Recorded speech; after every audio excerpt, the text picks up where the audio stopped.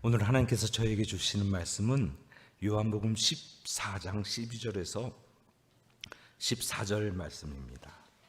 요한복음 14장 12절에서 14절 말씀을 저와 여러분이 한 목소리로 받들어 읽겠습니다. 요한복음 14장 12절에서 14절 말씀 함께 읽으실까요? 내가 진실로 진실로 너희에게 이르노니 나를 믿는 자는 내가 하는 일을 그도 할 것이요 또한 그보다 큰 일도 하리니 이는 내가 아버지께로 감이라. 너희가 내 이름으로 무엇을 구하든지 내가 행하리니 이는 아버지로 하여금 아들로 말미암아 영광을 받으시게 하려 함이라. 내 이름으로 무엇이든지 내게 구하면 내가 행하리라. 아멘. 살아계신 하나님, 우리 심령에 주님께서 말씀하여 주옵소서. 성령으로 조명하여 주옵소서. 믿음으로 반응하도록 도와주옵소서. 또한 그냥 아는 지식으로 아는 수준에서 머무르지 않고 실제로 행하게 하시고 그 기쁨을 누리게 하여 주옵소서. 주님 기대하며 예수님 이름으로 기도드립니다. 아멘. 금요 기도회라서 설교를 짧게 하려고 준비했는데 짧게 준비하는 게 정말 어렵더라고요. 제가 이 예화를 할까 말까 고민해서 이렇게 글씨를 조그맣게 만들었는데 약간 좋으시는 분이 계시는 것 같아서 잠깨라고 웃으시면서 잠깨라고 들려드리겠습니다. 한 자매가 작정 기도를 열심히 하고 있었습니다. 날마다 교회 와서 기도하는데 이 기도 내용이 하나님, 저는 신랑이 필요합니다. 결혼해야 됩니다. 좋은 남자 보내주세요. 매일매일 기도합니다. 정말 믿음도 좋고 신앙이 좋은 신앙, 또 열심히 있는 자매였는데 열심히 기도해도 하나님이 도무지 남자를 보내주지 않는 거예요. 그러던 어느 날 자매가 열심히 기도하는 것을 본 목사님이 자매를 조용히 불러서 이야기합니다. 자매의 기도는 너무 자기 자신만을 위하는 것 같아요. 자신만을 위해서 기도하다 보니 부모님이나 가족이나 이웃을 위해 기도드리는 것이 더 성숙한 기도고 더 잘 응답되니까 그 기도보다는 주변에 있는 사람들을 중보하면서 기도해 보세요 하고 알려줬어요. 그때부터 자매의 기도가 바뀌기 시작했습니다. 하나님, 저의 사랑하는 부모님은 정말 좋은 사이가 필요합니다. 부디 저희 부모님들로 하여금 근사하고 좋은 사이를 보내주십시오.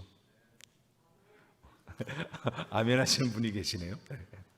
웃으시라고 이렇게 기도했다고 합니다. 오늘날 우리는 기도의 결핍 시대를 살아가고 있습니다. 왜일까요? 기도야말로 하나님의 어마어마하게 큰 보물 창고를 여는 열쇠인데 사용을 안 해서 녹슬고 있는 것 같습니다. 여러분의 열쇠는 어떤가요? 모든 참된 영적인 성장, 시험에 승리하는 것, 역경과 어려움을 극복하는 것, 또 영혼의 안식을 누리는 것, 모두 진실한 기도 생활에서 시작되고 이루어진다고 볼 수 있습니다. 그런데 수많은 그리스도인들이 너무도 쉽게, 너무도 자주 좌절합니다. 기도를 너무 적게 하는 거 아닐까요? 모든 실패의 요인은 기도의 결핍 또는 불충분입니다. 한번 따라해 보실까요? 모든 실패의 원인은 기도의 결핍 또는 불충분이다. 하나님께서는 전능하신 분이시지만 우리가 기도하지 않으니까 그 전능한 능력을 펼치지 않으시고 계시다는 거죠. 너무나 습관적으로 기도를 급하게 빨리 해치우니까 하나님과의 관계를, 예배를, 그 능력을 손상시키는 건 아닐까요? 현대 사회가 너무 바쁘니까 특히 빨리빨리 정신에 입각하여 빨리 기도하고 해치워버리는 건 아닐까요? 지상에서 기도가 최고의 능력입니다. 기도는 세상을 움직이시는 하나님의 손입니다. 또 한번 따라해 볼까요? 기도는 세상을 움직이는 하나님의 손입니다. 옆 사람에게 물어보세요. 아멘? 오늘 완전히 놀라운 말씀을 여러분과 나누고 싶습니다. 오늘 읽은 본문 기억하시나요? 우리가 성경을 믿는다면, 하나님을 믿는다면 오늘 읽은 말씀도 믿어야 할 것입니다. 아멘 하는 사람 것입니다. 네, 아멘을 강요하는 게 아니고요, 정말로 아멘 하는 사람 거예요. 오늘 읽은 본문은 예수님이 직접 하신 말씀이에요.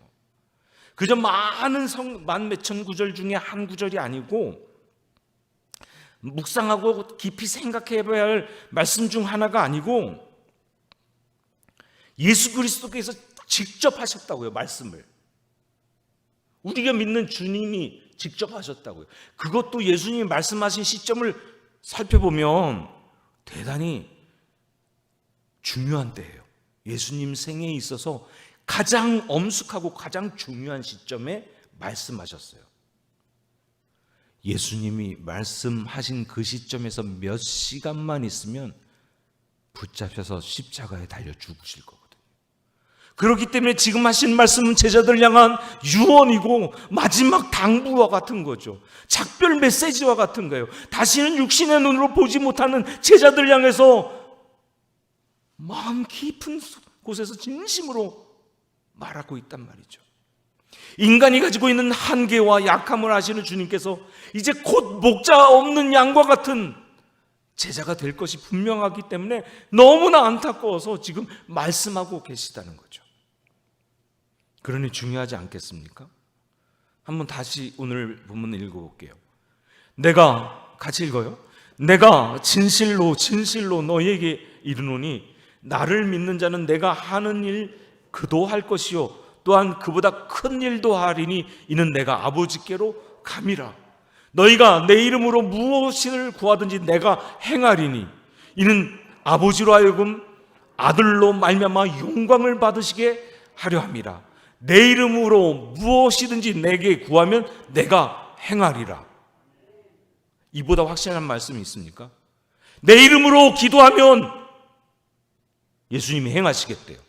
세상에 어떤 사람이, 세상에 어떤 신이 이런 약속을 해준 사람이 있습니까? 어떤 신이 있습니까?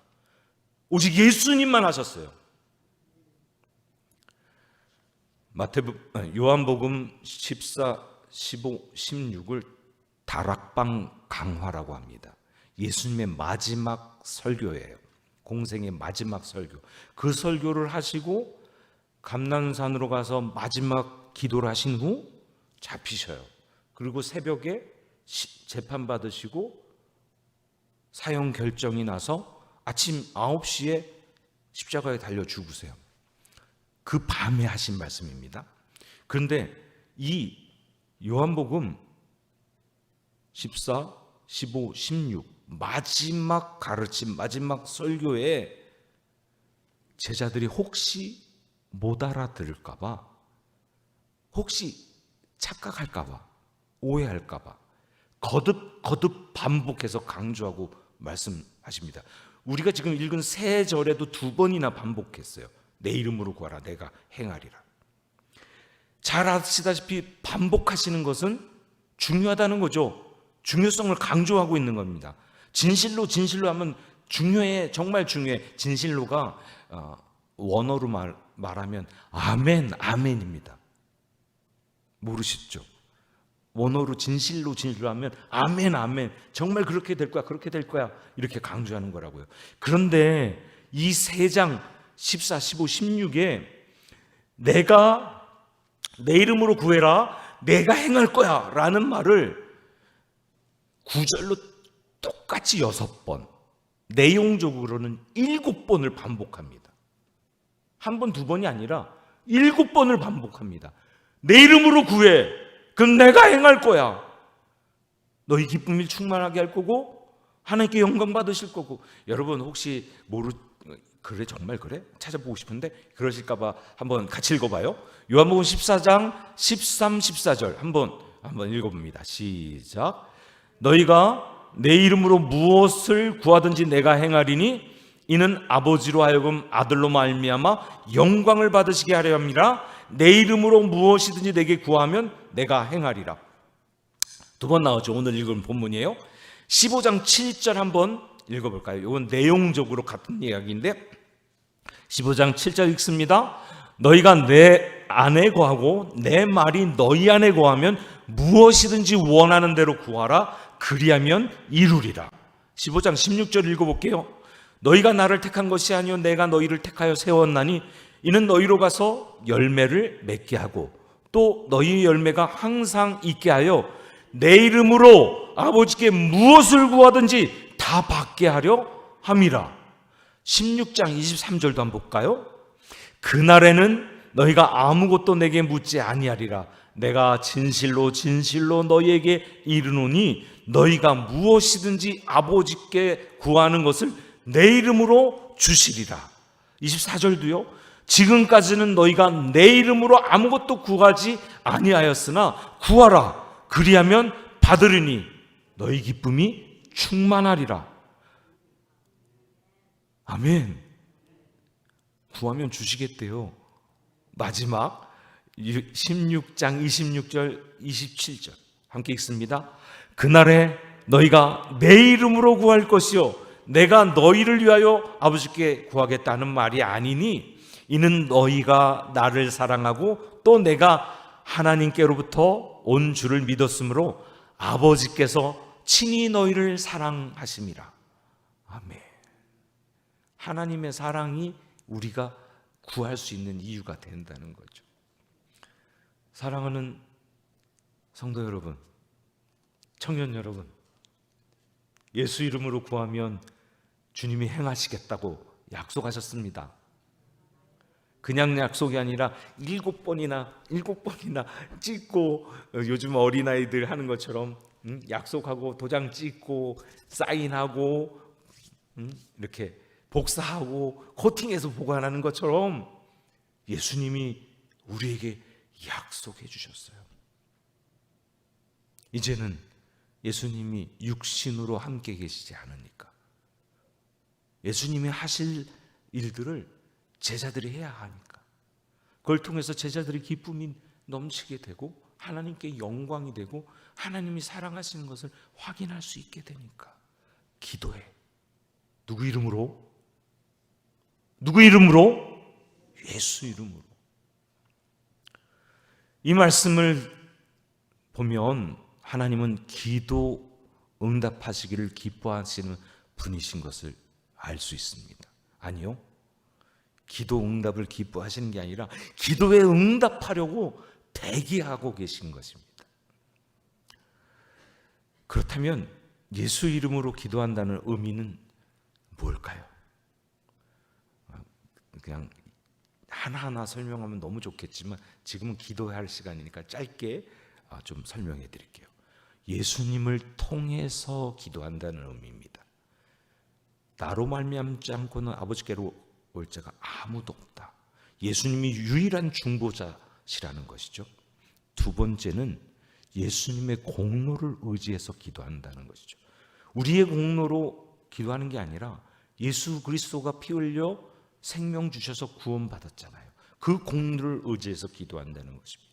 세 번째는 예수 이름으로 기도한다는 의미는 예수 이름에 걸맞게 기도한다는 것이죠. 예수 이름에 합당하게 예수님의 이름의 가치를 맞추어서 기도한다는 뜻입니다. 네 번째, 예수 이름으로 기도한다는 의미는 예수님의 뜻 안에서 기도한다는 이야기입니다. 그 얘기 좀 바꿔서 이야기하면 예수님의 마음으로 기도한다는 것입니다. 예수님이 기도하는 것처럼. 그러니까 예수님의 마음을 품어야겠죠. 우리 교회 표 너무 좋습니다. 예수 그리스도의 마음을 품으라. 예수님의 마음을 품지 않으면 예수님으로 우리 기도할 때마다 끝에 예수님 이름으로 기도합니다 붙이는 이유가 이 본문에서 나온 거거든요. 근데 주문으로 붙이는 게 아닙니다. 기도의 마지막 구절로 붙이는 게 아닙니다. 믿음으로 그렇게 기도한다는 것이죠. 예수님 마음으로 기도한다는 의미입니다. 다섯 번째, 예수님 이름으로 기도한다는 의미는 예수를 믿는 믿음으로 기도한다는 의미입니다. 믿음으로 기도하는 것은 응답됩니다. 아멘. 여섯 번째, 예수님 이름으로 기도한다는 예수님의 권위를 가지고 기도한다는 얘기입니다. 왕의 이름으로 가는 사람을 대사라고 합니다. 다른 나라에 가서 왕의 이름으로 이야기를 하죠. 그때 이 대사의 권위는 대사 자신의 권위가 아니라 보낸 왕의 권위를 가지고 말하는 것입니다. 우리가 예수 이름으로 기도한다는 의미는 바로 이런 권위를 가지고 있다는 것이죠. 일곱 번째, 예수님 이름으로 기도한다는 것은 예수님께서 기도하신 것처럼 기도한다는 의미입니다. 여러분의 기도가 예수님처럼 기도하시는 기도이십니까? 아멘 하세요. 아멘. 나는 좀 부족한데? No. 우리가 예수 믿기 때문에 예수님이 기도하신 것처럼 기도하기 하시는 것이죠. 그렇게 기도하기 시작하면 하나님 예수님께서 응답하시겠다고 약속해 주는 것 같습니다. 그것이죠, 바로. 앞에서 다루었지만 모든 영적 실패에는 그 원인이 기도의 결핍 내지는 불충분입니다. 역으로 다시 말하면 영적인 성공은 기도에 달려 있다고 말할 수 있습니다. 기도하는 시간, 그 간구의 대가로 천국을 소유하게 되고, 기도하면 하나님의 거룩한 임재에 반응하게 됩니다. 기도는 인간에게 없어서는 안 될 핵심 활동이고 우주를 다스리시는 하나님과의 소중한 접점이 됩니다. 기도는 마음의 근실을 잡아줍니다. 잊어버리기 쉬운 하나님의 관점을 다시 생각나게 하고 상기시켜 줍니다. 오직 기도만이 하나님과 같은 관점을 갖도록 시력을 회복시켜 주십니다. 기도는 우리 입술의 말들이 가시적인 공간을 건너뛰고 보이지 않는 세계를 가로질러서 거룩하신 하나님께 도달하리라는 믿음을 가지고 하는 것입니다. 기도를 통해 그리스도인은 하나님의 환경, 신령한 영역 가운데로 들어가게 됩니다. 그러므로 기도하게 되면 은혜가 자연스럽게 임하게 되는 것이죠. 하나님이 계신 곳, 신령한 환경에 들어가니까요. 기도는 믿음의 통로로서 주위의 환경에 의해 왜곡된 진리를 회복시켜주고 그 진리를 우리 가슴에 품게 합니다. 기도는 하나님께 보내는 물품 요청서가 아닙니다. 기도는 질서를 재조정하는 것입니다.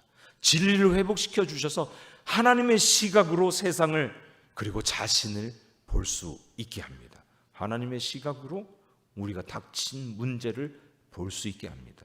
하나님의 시각으로 우리가 닥친 아픔을, 어려움을, 슬픔을 해석해 내게 해줍니다. 사랑하는 성도 여러분, 우리는 이 땅을 딛고 현실을 살아갑니다. 이 시간과 공간이라는 3차원에 우리가 기도하기 시작하면 영이신 하나님과 연결되어 온 우주를 창조하신 하나님과 연결되어 영적인 차원을 겸하여 살아가게 되는 것입니다. 이 현실과 함께 영적인 차원을 살아가는 저와 여러분 되시기를 축복합니다. 옆 사람에게 축복한다고 말해주세요. 이번 이 세상만 살 거예요? 영적인 차원도 살 거예요. 영적인 차원을 살아가게 축복합니다. 빌립보서 4장 19절에 이렇게 말씀합니다. 함께 읽어볼까요? 나의 하나님이 그리스도 예수 안에서 영광 가운데 그 풍성한 대로 너희 모든 쓸 것을 채우시리라. 아멘이십니까? 우리 처음 찬양 이 찬양했죠. 채우시네 주님이 내 만족을 아시네. 채우시네 주님이 내 필요를 아시네. 주 예수 그리스도 안에서 영광 가운데 풍성하신 은혜를 채워주시네. 아멘. 우리가 기도하기 시작하면 하나님께서 그 영광 가운데 풍성한 대로 채우십니다. 하나님의 풍성한 삶이 우리를 초청하고 계세요. 기도하겠습니까? 안 하겠습니까? 아멘. 저는 한 2달 전부터 갑자기 그런 기도가 튀어나오더라고요. 우리 교회에 기도의 용사들을 일으켜 세워주십시오. 기도의 일꾼들을 일으켜 세워주십시오. 기도의 사람들을 세워주옵소서. 다른 부흥보다 기도의 부흥이 일어나게 하여 주옵소서. 불꽃과 같은 기도를 드리는 영혼들이 점점 차오르게 하시고 더 많아지게 하시고 기도의 부흥이 일어나서 하나님께서 움직이시고 역사하시는 것들이 우리 교회 안에, 응답이 우리 교회 안에 풍성하게 열매 맺게 해주십시오. 그렇게 시작하면 그 다음은 게임은 끝난 거죠. 하나님이 역사하시는데요. 그 풍성함을 끌어다녀 내 삶에 유통시키는 것, 그것이 바로 기도입니다. 예수님께서 밤새워서 새벽에 또는 새벽 미명에 일어나서 기도하신 것은 우리에게 본을 보이기 위해서 맞습니까? 여러분, 복음서에 쓰여진 한 구절 한 구절이 우리에게 가르침을 주잖아요. 예수님이 새벽에 기도하신 것은 우리에게 본을 보이기 위해서입니다. 아멘? 그러니까 우리 새벽에 좀 기도하러 나오셨으면 좋겠어요. 코로나라 최근 이번 일주일은 정말 적은 분들이 모여서 마음이 아픕니다. 교회 어느 교회든지 새벽 기도 인원이 그 교회 예배 인원의 11조래요. 그러니까 다른 데 부흥하지 말고 새벽 기도, 금요 기도, 기도회가 부흥하면 우리 교회가 부흥할 줄로 믿습니다. 당연히 본을 보이기 위해서 기도하셨겠지만 실제로는 그것뿐이 아닙니다. 주님 당신이 하나님 아버지와 긴밀한 대화가 필요했던 것이죠. 하나님과 기도하는 것이 너무너무 필요했다는 이야기입니다. 주님도 이렇게 기도가 필요하셨는데 하물며 우리들이야 기도가 얼마나 필요할까요? 사랑하는 여러분, 기도의 자리에 무릎을 꿇으시고 하나님께 마음을 쏟아놓으시기 축복합니다. 완전한 사람으로 오신 주님께는 기도가 필요 없을 것 같지만 필수 불가결한 것이었어요. 그래서 기도하셨어요. 우리도 마찬가지입니다.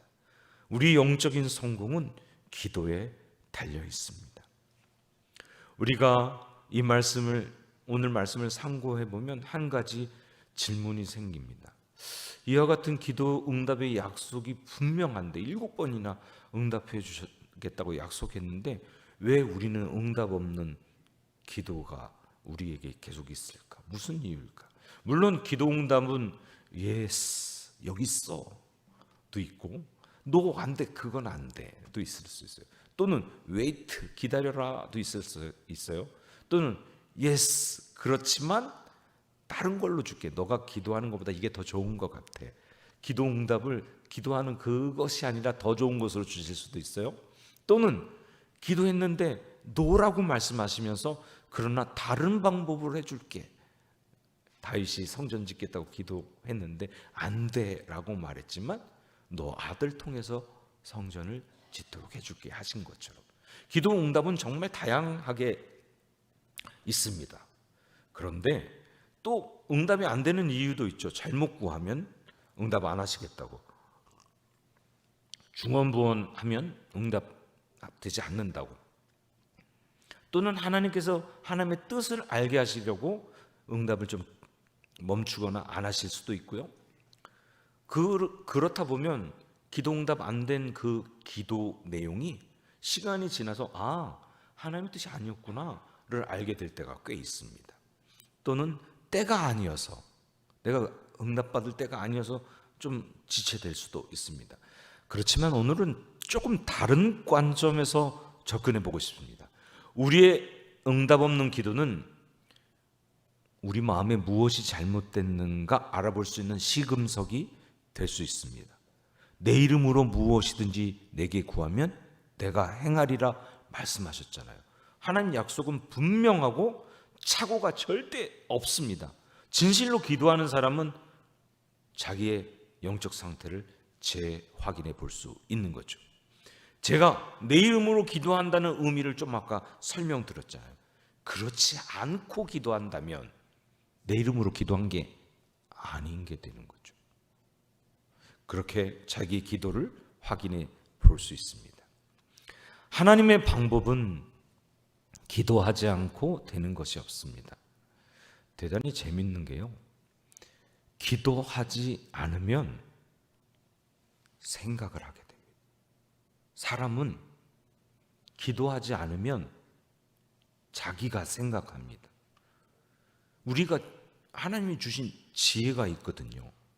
뭐가 합리적이고 뭐가 좋은지, 뭐가 더 내게 유익한지 빨리 생각합니다. 기도하지 않으면 세상의 가치 기준으로 생각합니다. 그 생각이 나를 지배합니다. 그리고 그 생각이 나를 움직입니다. 자기 생각에 좋은 대로 말이죠. 깊이 생각하면 그것이 나에게 좋다고 느끼고 그 길로 가게 됩니다. 그러므로 생각을 잠시 멈추고 기도해야 합니다. 여러분에게 문제가 있습니까? 생각을 멈추고 하나님 앞에 기도해야 됩니다. 지금 어려움이 닥쳤습니까? 쉽게 말하면 물질적 어려움이 탁 닥치면 이 물질적 어려움을 어떻게 해결해야 되지? 장로님 어떻게 생각하세요? 이 물질적 어려움을 어떻게 해결해야 되지? 쉽게 우리는 금방 생각합니다. 어디 은행에서 차용을 할까? 또는 무엇을 할까? 생각하면 생각이 옳다고 여긴다니까요. 그럼 그 물질의 문제를 해결하기 위해서 잠깐 생각을 멈추고 기도해야 된단 말이죠. 기도하면 믿음이 생깁니다. 그 믿음은 하나님께서 주십니다. 하나님께서 하십니다. 그 믿음 따라가면 됩니다. 우리 마음속에 믿음이 생기기 전까지 잠시 멈춰 있을 필요가 있습니다. 움직이지 말아야 돼요.